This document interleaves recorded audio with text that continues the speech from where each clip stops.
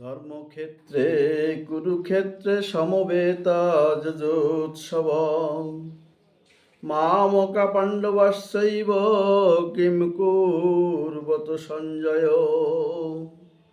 হে সঞ্জয়, আমার এবং পাণ্ডু পুত্ররা ধর্মক্ষেত্রে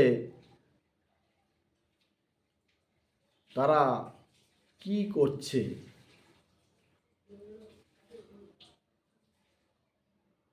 সঞ্জয় দিব্য দৃষ্টি প্রাপ্ত হয়েছিলেন।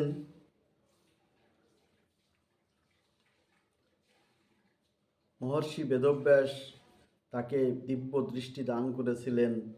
সেই সুবাদে অন্ধ ধৃতরাষ্ট্র তার রাজসভায় বসে সঞ্জয়ের কাছ থেকে যুদ্ধের সমস্ত বিবরণ নিচ্ছিলেন।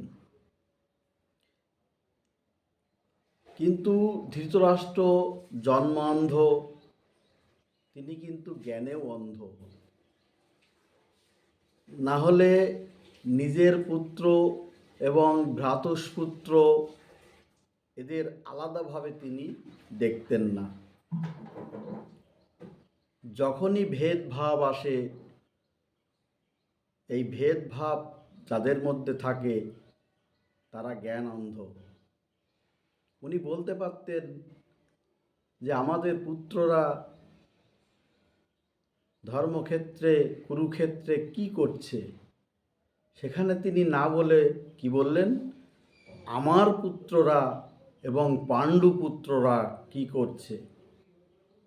তার মনটা এরকমই, তার মনটা সবসময় ভেদমূলক, প্রতিহিংসামূলক। এই জন্য আমাদের জ্ঞান অন্ধ হলে চলবে না। জ্ঞান অন্ধ থেকে আমাদের বেরিয়ে আসতে হবে। ভেদভাব করা যাবে না, সবাইকে সমদৃষ্টিতে আমাদের দেখতে হবে।